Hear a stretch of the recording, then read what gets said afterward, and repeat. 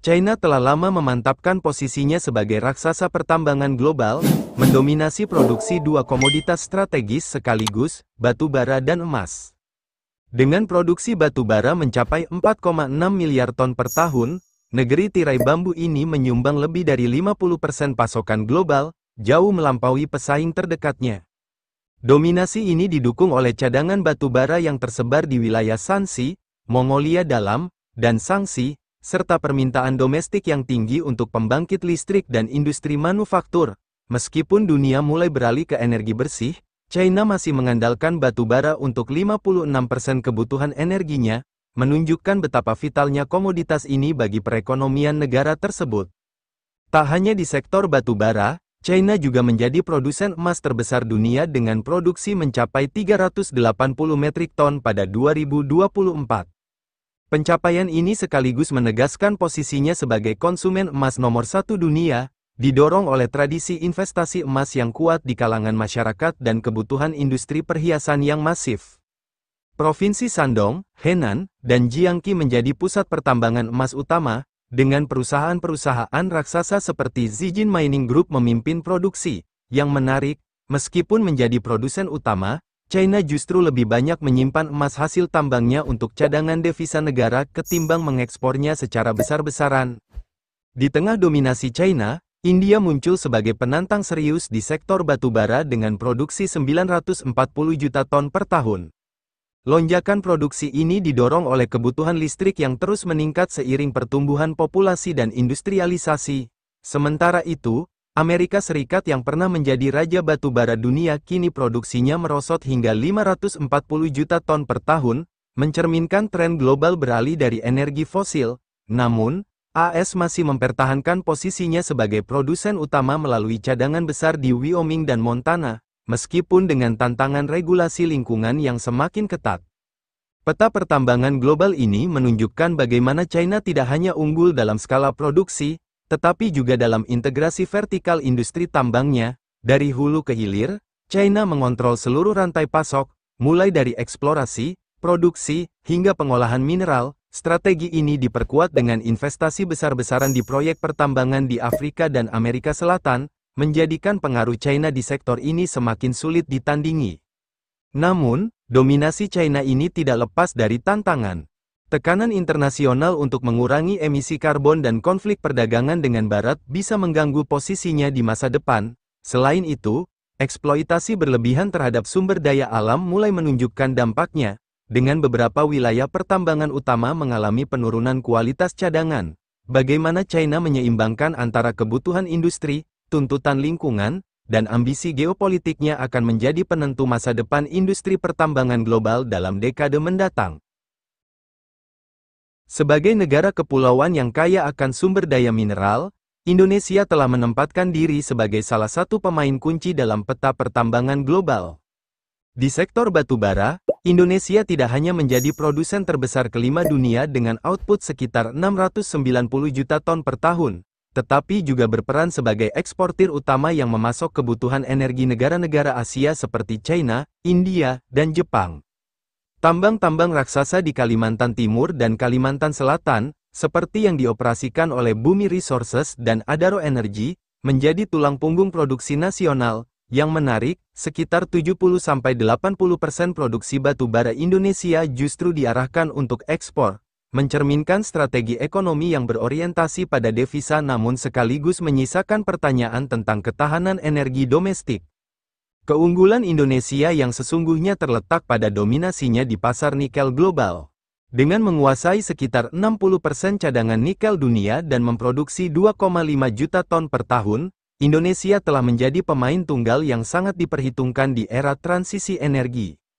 Kebijakan pelarangan ekspor biji nikel sejak 2020 telah memaksa industri untuk membangun smelter di dalam negeri, mengubah Indonesia dari pengekspor bahan mentah menjadi produsen produk olahan bernilai tambah. Kawasan industri Morowali di Sulawesi Tengah kini menjadi bukti nyata transformasi ini, di mana kompleks smelter terintegrasi terbesar di dunia berdiri megah. Di sektor logam mulia, tambang Grasberg di Papua yang dioperasikan Freeport Indonesia dan PT Antam terus menjadi penyumbang utama produksi emas dan tembaga nasional. Tambang ini tidak hanya menghasilkan sekitar 100-110 ton emas per tahun, tetapi juga 920.000 ton tembaga, menjadikan Indonesia berada di peringkat 6 dunia untuk komoditas yang vital bagi industri elektronik dan energi terbarukan ini. Namun, pengelolaan tambang Grasberg kerap menuai kontroversi, mulai dari isu lingkungan hingga pembagian keuntungan yang tidak seimbang antara investor asing dan negara. Sektor timah Indonesia juga patut diperhitungkan, meskipun saat ini berada di peringkat 4 dunia setelah Malaysia, Thailand, dan Bolivia. Pulau Bangka Belitung tetap menjadi sentra produksi timah nasional, meski harus berjuang melawan tantangan seperti penambangan ilegal dan degradasi lingkungan, yang mengkhawatirkan, cadangan timah Indonesia diperkirakan hanya akan bertahan 10-15 tahun lagi jika tidak ditemukan cadangan baru, sebuah alarm bagi industri yang pernah menjadi raja timah dunia di era kolonial.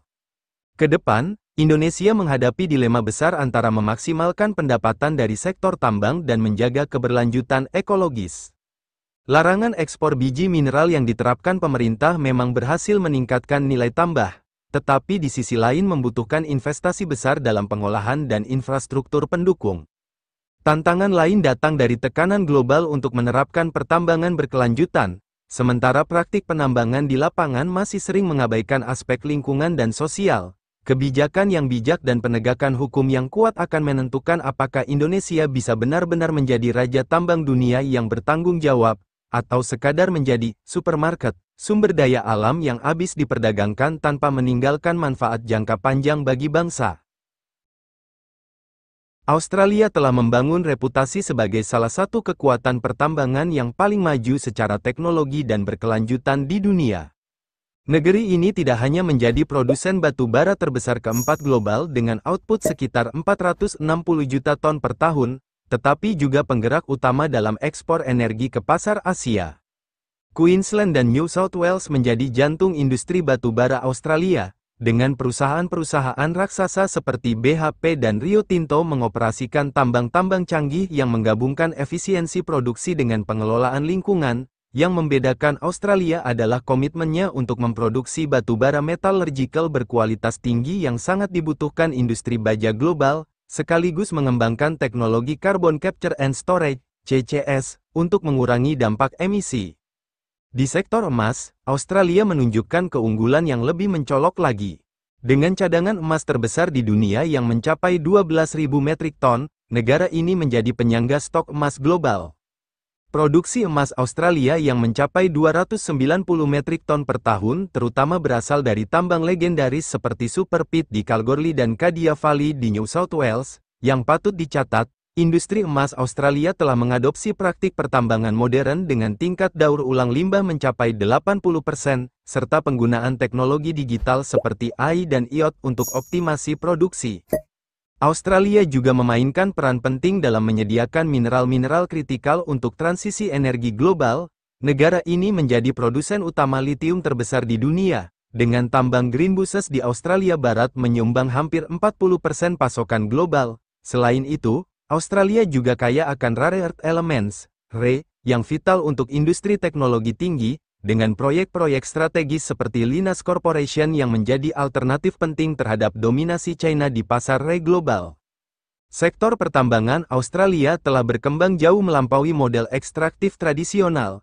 Inovasi-inovasi terbaru mencakup penggunaan truk otonom tanpa pengemudi di tambang-tambang Pilbara, penerapan energi terbarukan untuk operasional tambang, serta pengembangan hidrogen sebagai alternatif energi bersih untuk industri mineral. Universitas-universitas ternama seperti Curtin University dan University of Queensland menjadi pusat penelitian pertambangan berkelanjutan kelas dunia. Namun demikian, industri pertambangan Australia menghadapi tantangan kompleks di era dekarbonisasi. Tekanan global untuk mengurangi ketergantungan pada batu bara bertabrakan dengan realitas ekonomi bahwa komoditas ini masih menyumbang lebih dari 50% ekspor energi Australia. Kebijakan lingkungan yang ketat dan tuntutan masyarakat adat atas hak tanah turut memengaruhi perkembangan proyek-proyek baru. Ke depan, Australia perlu terus menyeimbangkan antara mempertahankan posisinya sebagai pemasok mineral global dengan komitmennya mencapai net zero emission pada 2050, transformasi ini akan menentukan apakah Australia bisa tetap menjadi pemimpin industri pertambangan di era ekonomi hijau yang baru. Chili telah mengukuhkan diri sebagai Raja Tembaga Dunia, dengan produksi mencapai 5,2 juta ton per tahun, sekitar 28% pasokan global. Dominasi ini bersumber dari tambang-tambang legendaris seperti Escondida dan Chuquicamata di Gurun Atacama, yang tidak hanya menjadi yang terbesar di dunia, tetapi juga yang paling efisien secara teknologi. Yang menarik, Chili telah mengembangkan metode penambangan berkelanjutan, termasuk penggunaan air laut yang didesalinasi untuk mengurangi tekanan pada sumber air tawar di kawasan gurun. Namun, industri tembaga Chili menghadapi tantangan besar, cadangan biji berkualitas tinggi terus menipis, memaksa perusahaan beralih ke biji kadar rendah yang lebih mahal dalam pengolahannya. Sementara itu, Republik Demokratik Kongo, DRC, muncul sebagai kekuatan baru yang tak terhindarkan di peta pertambangan global, khususnya untuk kobal dan tembaga. Dengan menyumbang lebih dari 70% produksi kobal dunia, mineral kritikal untuk baterai kendaraan listrik, Kongo memegang kunci transisi energi global. Tambang-tambang di Provinsi Katanga, seperti Tenke Fungurum, menjadi rebutan perusahaan-perusahaan multinasional. Namun, Kemilau Kobal Kongo ternoda oleh isu-isu pelanggaran HAM, pekerja anak, dan konflik bersenjata di wilayah pertambangan. Upaya untuk membersihkan rantai pasok kobal telah melahirkan inisiatif seperti Responsible Minerals Initiative, tetapi implementasinya di lapangan masih penuh tantangan. Afrika Selatan, di sisi lain, tetap menjadi pemain utama di sektor logam mulia. Negara ini menyimpan sekitar 80% cadangan platinum dunia dan merupakan produsen utama logam grup platinum, PGM, yang vital untuk industri otomotif dan teknologi hijau. Tambang-tambang di Bushveld Complex menghasilkan 75% platinum global, menjadikan Afrika Selatan sebagai OPEC-nya platinum. Namun, industri ini terus diterpa masalah listrik yang tidak stabil dari Eskom, pemadaman rutin, dan meningkatnya biaya operasional. Di kawasan Afrika Barat, Ghana dan Mali semakin mengukuhkan posisi mereka sebagai produsen emas top dunia. Ghana kini melampaui Afrika Selatan sebagai produsen emas terbesar di benua itu, dengan produksi mencapai 130 metrik ton per tahun. Perusahaan-perusahaan tambang baru seperti Newmont Ahafo dan Kibali Gold Mine di DRC menunjukkan bagaimana investasi teknologi dapat meningkatkan produktivitas tambang emas di Afrika. Tantangan utama kawasan ini adalah paradoks, kutukan sumber daya. Meskipun kaya mineral, banyak negara penghasil tambang di Afrika dan Amerika Selatan masih bergulat dengan kemiskinan dan ketimpangan sosial.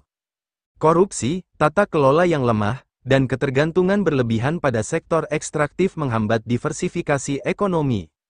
Kedepan, kemampuan negara-negara ini dalam mengelola kekayaan tambang secara bertanggung jawab, menciptakan nilai tambah lokal, dan memastikan manfaat dirasakan oleh masyarakat luas akan menentukan apakah mereka bisa mengubah kutukan sumber daya menjadi berkah sumber daya, inovasi dalam kontrak pertambangan, peningkatan partisipasi lokal, dan investasi dalam pengolahan mineral di dalam negeri menjadi kunci untuk masa depan yang lebih berkelanjutan.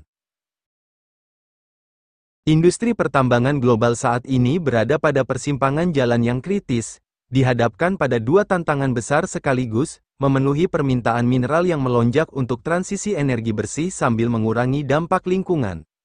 Permintaan akan mineral kritikal seperti litium, kobal, dan nikel, yang vital untuk baterai kendaraan listrik dan energi terbarukan, diproyeksikan meningkat 400-600% pada 2050.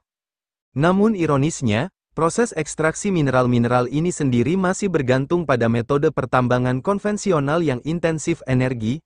Negara-negara produsen utama kini berlomba mengembangkan teknik pertambangan rendah karbon, seperti penggunaan hidrogen hijau untuk pengolahan mineral dan penerapan sistem recovery limbah tambang yang lebih efisien.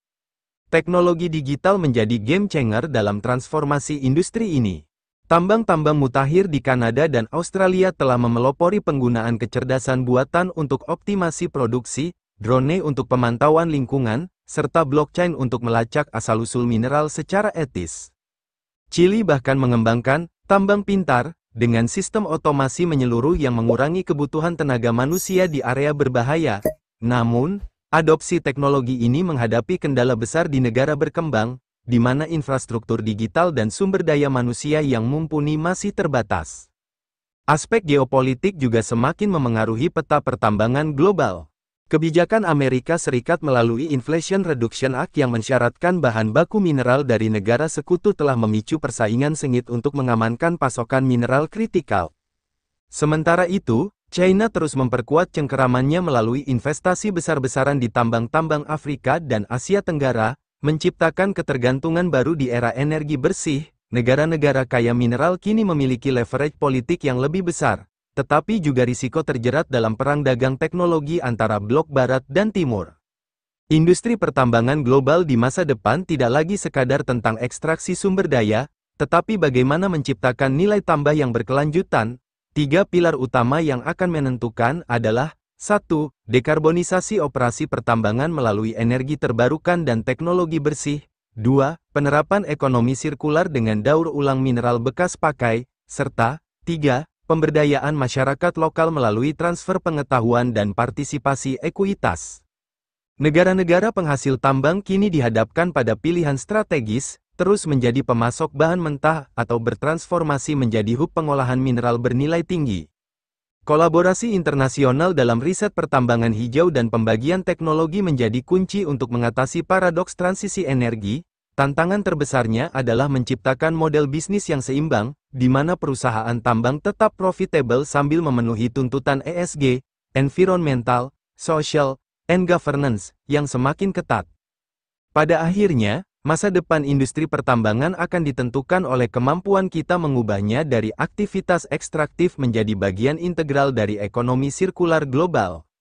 Dengan regulasi yang tepat, inovasi teknologi, dan tata kelola yang inklusif, kekayaan mineral dunia dapat menjadi motor penggerak pembangunan berkelanjutan, bukan sekadar warisan keterbelakangan seperti yang terjadi selama ini. Era baru pertambangan haruslah yang memadukan efisiensi industri dengan keadilan sosial dan kelestarian ekologis, mewujudkan visi green mining yang sesungguhnya untuk kepentingan generasi mendatang.